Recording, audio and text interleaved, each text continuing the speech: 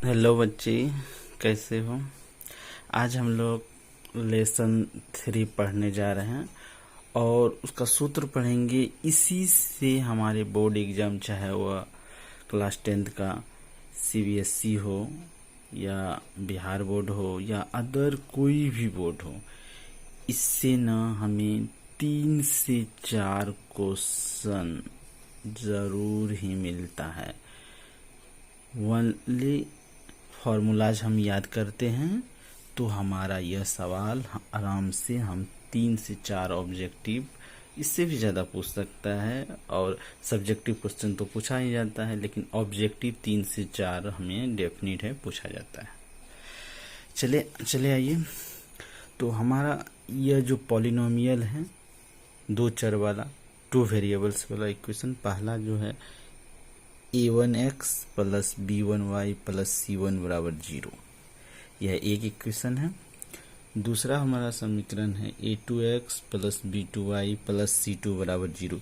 यह हमारा 2 समीकरण है, 1 और 2। यानी यहाँ a की जगह 2 हो सकता है, 3 हो सकता है, 5 भी हो सकता है, -3 हो सकता है, -5, 6, कुछ भी हो सकता है।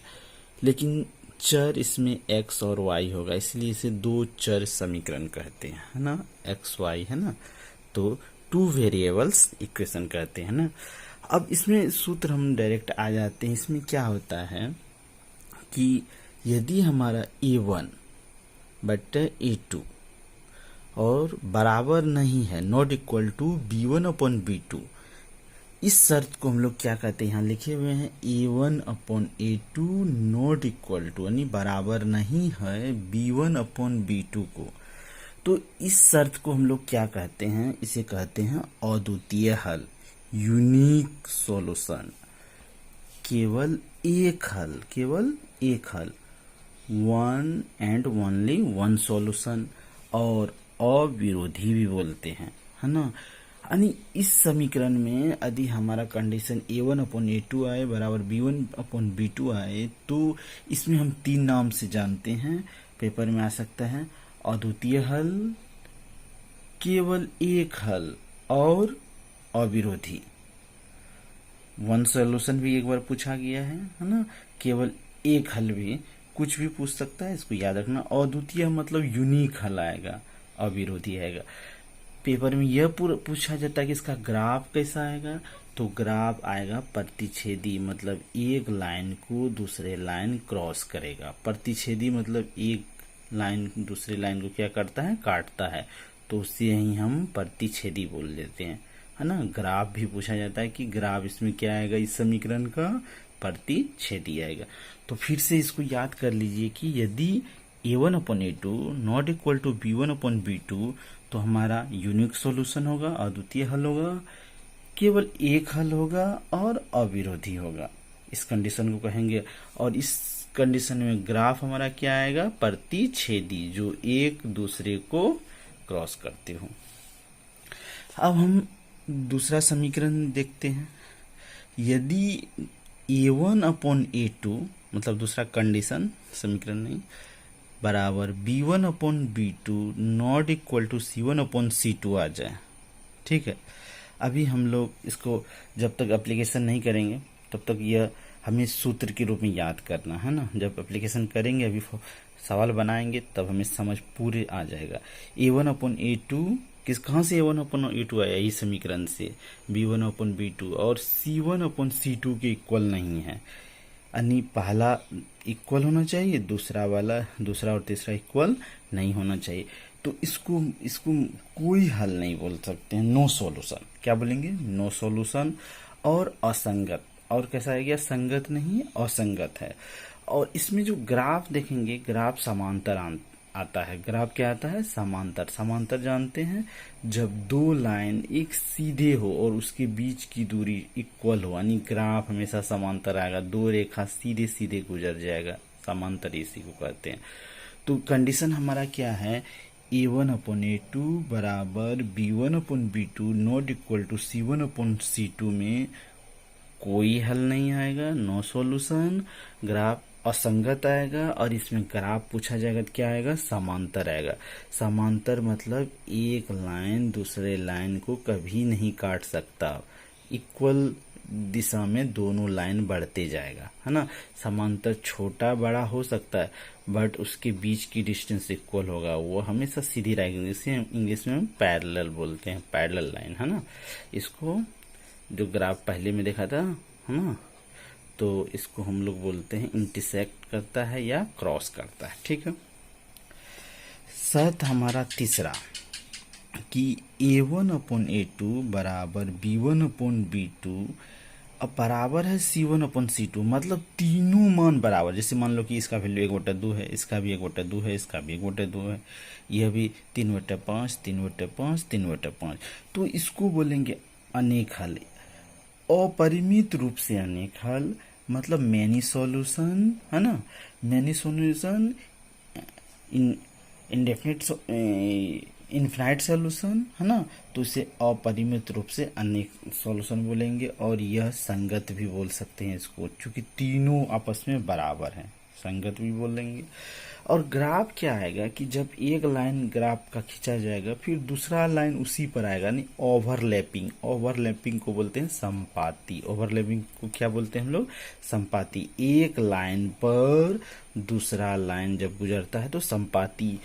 हम यही तीनों सूत्र पर अब यही न्यूमेरिकल पढ़ेंगे, इसके जो क्वेश्चन बनेंगे ऑब्जेक्टिव वह पढ़ेंगे। यह सीधा सीधा भी पूछा जाता है, जैसे डायरेक्ट शर्त दे दिया, बटन में दे दिया, पूछेगा केवल एक हल है, अविरोधी है, संगत है, असंगत है, अपरिमित रूप से अनेक हल है, कोई सॉल्यूशन नहीं है, केवल एक हल है, ग्राफ कैसा आएगा, प्रतिच्छेदी आएगा, समांतर आएगा, संपाती आएगा, इस तरह से तुम्हें बताना है। तो पहले तीनों एक बार देख लो, फिर से तीनों को पहले समीकरण 1 2 देखेगा, और ये तीनों शर्त याद रखना है। तीनों शर्त में क्या क्या बताया जा रहा है, और ये तीनों शर्त का जो लिखा गया उस शब्द में उसको भी याद करेगा, और इसका ग्राफ कैसा आएगा इसको भी याद करेगा। अब हम लोग क्या पढ़ेंगे, इस पर सवाल बनाएंगे, ठीक। मान लीजिए हमारा पहला समीकरण है 3x + 5y + 9 = 0, और दूसरा समीकरण है 2x + 6y + 7 = 0। तो हमें पेपर में पूछ सकता है कि मान लीजिए कि पूछ देगा कि दो समीकरण दिया हुआ, यह समीकरण कैसा है। यह पूछ सकता है कि अद्वितीय हल है और द्वितीय हल। दूसरा इसमें पूछ सकता है कोई हल नहीं, कोई हल नहीं। तीसरा पूछ सकता है अनेक हल। चौथा पूछ सकता है सभी। तो अब इसमें से डायरेक्ट टिक मारना है कि अद्वितीय हल है कि कोई हल नहीं, अनेक हल, सभी हल। तो हम लोग वही तीनों शर्त को याद रखेंगे। पहले बाय में लिखेंगे, यह हमारा A1 हुआ, B1 हुआ, C1 हुआ, A2 B2 C2। तो हमारा पहला कंडीशन क्या है, 3/2 = 5/6। यह देखिए 3/2 = 5/6 के बराबर है, नहीं है बराबर। यदि बराबर नहीं होगा तो क्या क्या शर्त था याद रखिए। इसका शर्त क्या था, हमारा कंडीशन याद कीजिए, सूत्र क्या था, A1/A2 बराबर नहीं है B1/B2 का। तो इसको क्या बोलते थे, अद्वितीय हल। बताए थे अभी तुरंत सूत्र में, क्या बोलते हैं, अद्वितीय हल। केवल एक हल, केवल एक हल। अविरोधी बोलते हैं। और ग्राफ क्या आएगा, प्रतिच्छेदी आएगा। ग्राफ कैसा आएगा, प्रतिच्छेदी, क्रॉस करेगा। हम यही पढ़े थे, अद्वितीय हल होगा, केवल एक हल होगा, अविरोधी होगा। तो हम सवाल में आ जाते हैं, हमारा पहला शर्त यही है। तो ऑप्शन में देखते हैं क्या है, पहला है अद्वितीय हल, यही हमारा आंसर सही हो जाएगा। दूसरा कोई हल नहीं मिल रहा है, अनेक हल इसमें नहीं है। तो इस तरह के सवाल हमारा 3 से 4 पूछा जा रहा है बोर्ड में, है ना। चाहे सीबीएसई बोर्ड हो, बिहार बोर्ड हो, कोई सा भी बोर्ड हो, इससे सवाल आता है। हम लोग एनसीईआरटी की बुक पढ़ रहे हैं अभी। सेकेंड समीकरण यदि हम देखें, मान लीजिए कि हमारे पास 4x प्लस 5y माइनस 10 और यहाँ 8x plus 10y plus 20 equal to 0 है, इक्वल टू 0 है। इस यदि यहाँ हम शर्त देखें तो 4/8 equal to b1 5, 5/10 equal to -10/20, ठीक है। तो यहाँ 4 1 जा, 4 2 जा, 5 1 जा, 5 2 जा, 10 2 जा, है ना। तो आप लोग बताइए यह तीनों बराबर हैं? नहीं, तीनों बराबर नहीं है। बहुत बच्चा क्या करता है, यहाँ माइनस छोड़ देता है, डायरेक्ट बाय में कर देता है, देखता तीनों बराबर है, अनेक हल नहीं। इस तीनों में यदि हम देखें तो पहला बराबर है 1/2 बराबर 1/2 बराबर नहीं है -1/2 के। यह दोनों प्लस में था इसलिए बराबर है, यह माइनस में इसलिए बराबर नहीं होगा। तो अब इसके यदि पेपर में पूछा जाता है तो इसके लिए हम क्या बोल सकते हैं? दो बराबर है, एक बराबर नहीं, तो बोलेंगे कोई हल नहीं। क्या बोलेंगे? कोई हल नहीं, कोई हल नहीं, नो सॉल्यूशन, कोई मान नहीं निकलेगा इसका।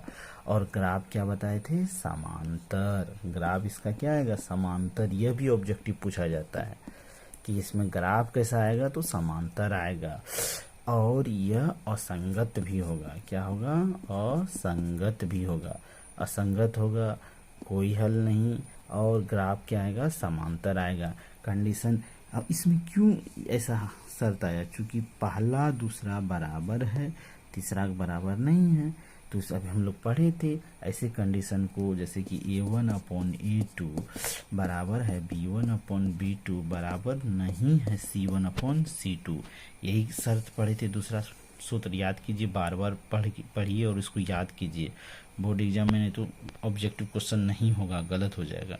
इससे पूछा ही जा रहा है। तो बिहार बोर्ड में तो खासकर इससे 4 से 5 क्वेश्चन, इस बार भी 5 क्वेश्चन तकरीबन पूछा गया है। तो यह कोई हल नहीं, असंगत और समांतर, ठीक है। अब हम लोग तीसरा शर्त पर देखेंगे। तो तीसरा शर्त हम लोग पढ़ लेते हैं, इसको भी देखते हैं। मान लो कि x है, हाँ, -y है +5 है इक्वल टू 0, ठीक है। अब यहाँ क्या है, मान लो यहाँ पर 5x -5y और +25 इक्वल टू 0, दो समीकरण है। देखिए यहाँ पर कुछ नहीं होता, इसलिए हम जान के दिए थे ऐसा सवाल कि यहाँ एक छिपा रहता है। यहाँ भी कुछ नहीं रहता तो एक छिपा रहता है, याद रखना। तो यहाँ शर्त देखिए 1/5 -1/-5, तीसरा है 5/25, माइनस माइनस प्लस हो जाएगा, और 5 से 25, 5 1 जा, 5 5 जा। तो यहाँ भी सारे वैल्यू क्या है? इक्वल है। अब सारे वैल्यू इक्वल है तो इसको क्या बोलते थे हम लोग? अपरिमित रूप से अनेक हल, है ना, मैनी सॉल्यूशन। अपरिमित रूप से अनेक हल भी शॉर्ट में आ जाता है पेपर में, अनेक हल निकलेगा, इसका मैनी सॉल्यूशन निकलेगा। हाँ, तो यह कंडीशन हो गया पेपर में। डायरेक्टली हम लोग देख लिए कि तीनों इक्वल है तो क्या बोल देंगे? अपरिमित रूप से अनेक हल संगत भी आएगा यह, और ग्राफ क्या आएगा, ग्राफ ओवरलैपिंग आएगा। एक लाइन पर दूसरा लाइन, एक लाइन खींचा जाएगा उसी पर दूसरा लाइन आएगा, तो इसी को बोलते हैं संपाती। संपाती समझ में आ रहा है। हम 4 क्वेश्चन दे रहे हैं, अब चारों क्वेश्चन घर से बनाएगा, रिवीजन करेगा। पहला क्वेश्चन लीजिए, 4x + 5y = 9, 6x + 7y = 5। बताओगे कि कैसा आएगा इसमें, है ना। दूसरा सवाल लीजिए, 3x + 7y - 9 -6x + 14y = 27। और तीसरा सवाल लीजिए, 5x - y - 2 = 0, 6x + 7 = y। अब देखिए इसमें एक सवाल हम चेंज करके दे दिए हैं। क्या किए कि ये एक्स वाई वेरिएबल कांस्टेंट, यहाँ क्या किए हैं, x लिखे हैं, y उस तरफ ले गए, तो पहले y को इस तरफ लाना है, तीनों को सीक्वेंस में बैठाना है, x y कांस्टेंट, तब बैठाना है। इसमें यदि a1 देखें तो 5, b1 1, c1 2, a1 देखिएगा तो 5, a2 5, या b2 इधर आएगा, तो मैं यदि इस समीकरण को सही करके हम लिख देते हैं तो -y + 7 = 0, यह समीकरण लेंगे। यह हुआ a2 b2 c2। क्लियर है। ऐसा क्वेश्चन फंसाने के लिए पूछ देता है, तो इस बार करके तब बनाएगा, है ना। तीनों बनाना और तीनों रिवीजन करो ऑब्जेक्टिव क्वेश्चन का।